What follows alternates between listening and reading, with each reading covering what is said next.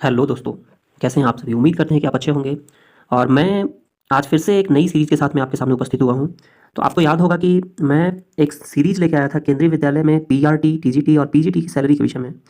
तो इस बार जो सीरीज़ है वो रोल एंड रिस्पॉन्सिबिलिटी, रोल और रिस्पॉन्सिबिलिटी जो है पीआरटी की क्या है, टीजीटी की क्या होगी और पीजीटी की क्या होगी। तो इस तरीके से आज मैं जो आपके सामने उपस्थित हुआ हूँ वो role and responsibility of PRT in Kendriya Vidyalaya, क्या क्या काम होता है, क्या कैसे इनका काम का नेचर है, सारा कुछ इस वीडियो में मैं आपके साथ में शेयर करूँगा।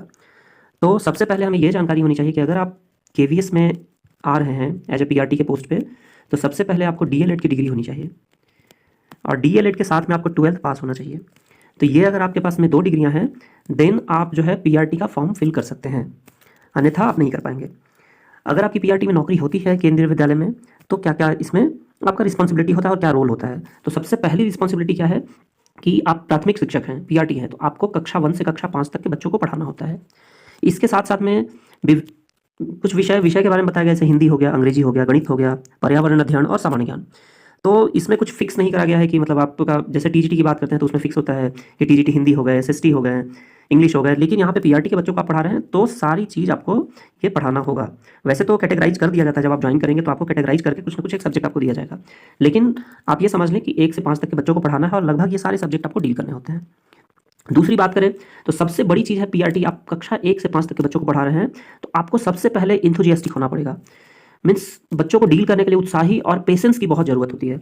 अगर आपके पास पेशेंस नहीं है तो फिर बच्चों को डील करना बड़ा मुश्किल है, क्योंकि छोटे बच्चे हैं तो बच्चों के प्रति आपको एक प्यार भाव भी दिखाना होगा, क्योंकि यहाँ पे डरा के और वो धमका के पढ़ाई नहीं करवा सकते हैं बच्चों से। छोटे बच्चे हैं तो आपको प्यार से उनके साथ में डील करना पड़ेगा, ठीक है।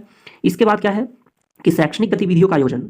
कभी कभी होता क्या है कि केंद्रीय विद्यालय में कुछ टूर हो गया, जैसे कुछ एजुकेशनल टूर हो गया, कुछ खेल कूद का जो प्रोग्राम होता है, कुछ सांस्कृतिक प्रोग्राम हो गया। तो इस तरीके की गतिविधि में अगर बच्चे पार्टिसिपेट कर रहे हैं तो आपकी ये जवाबदेही है कि बच्चों को पूरी तरीके से तैयार करना। अगर कोई कल्चरल प्रोग्राम में बच्चे भाग ले रहे हैं तो ये पीआरटी टीचर की रिस्पॉन्सिबिलिटी होती है कि बच्चों को प्रॉपर उसको ट्रेनिंग दे, बच्चों को सिखाएं, बताएं, जिससे कि वो इस तरीके की गतिविधियों में पार्टिसिपेट कर सकें। तो अगर कभी कभी होता है क्या है, एजुकेशनल टूर के लिए किसी दूसरे विद्यालय में अगर केवी में बच्चे गए हैं तो आपको ही लेके जाना है, आप ही उसके माता पिता जो भी कहेंगे वो सब कुछ आप ही हैं। तो इस तरीके की एक्टिविटी में आपको बच्चों को पार्टिसिपेट करवाना है। खेलकूद में भी बच्चों को, तो ये मान के चलिए कि आपको भी ये जो टीचिंग का पीरियड होता है 1 और 5, 1 से 5 क्लास तक के बच्चों को जो पढ़ाया जाता है, तो ये मान के चलिए कि खुद को आप बच्चा ही समझिए, खुद भी बच्चे हैं और बच्चे को पढ़ा रहे हैं, ऐसे ट्रीट करना होता है। तीसरा, अगर ये क्या होता है तो पाठ्य पुस्तकों और अन्य शिक्षण सामग्री का उपयोग है क्या कि कभी कभी बच्चों को पढ़ाने के लिए केवीएस के द्वारा कुछ ना कुछ गाइडलाइन इशू करा जाता है। हमेशा कुछ ना कुछ गाइडलाइन मिलता रहता है, केंद्रीय विद्यालय रीजनल ऑफिस के द्वारा भी, केंद्रीय विद्यालय संगठन के द्वारा भी।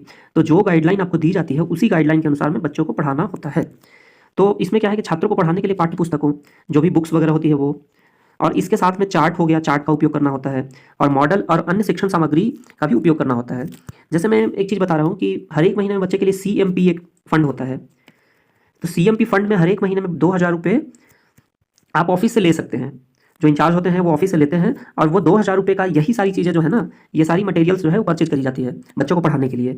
चार्ट हो गया और भी बहुत सारे इक्विपमेंट्स होते हैं, कुछ टॉय हो गया, इस तरीके से बच्चों को पढ़ाने के लिए ये सारे टूल्स का उपयोग आपको करना होगा।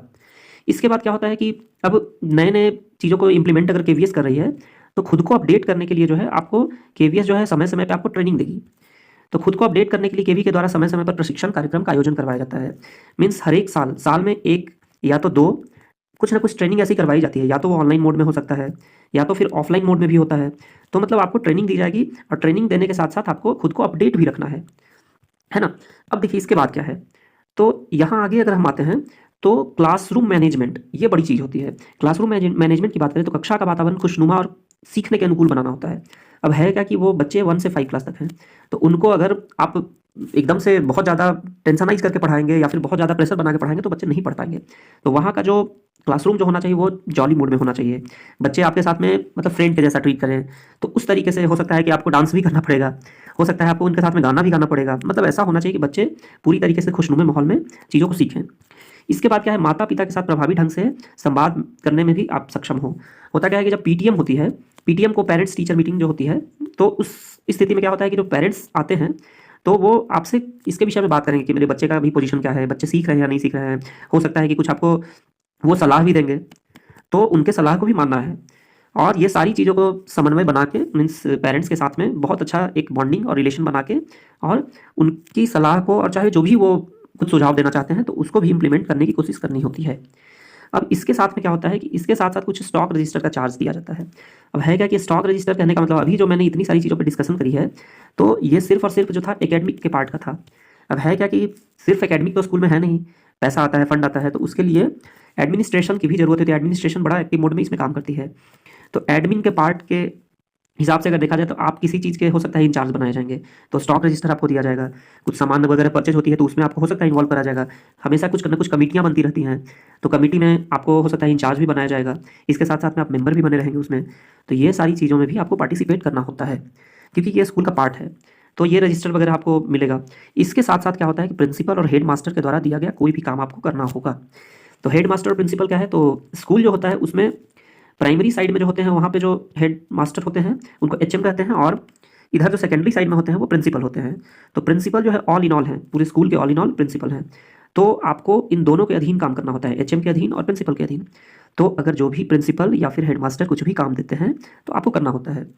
तो ये सारी चीज़ों को ध्यान रखनी है और ये सारा जो है इनका डिटेल्स है।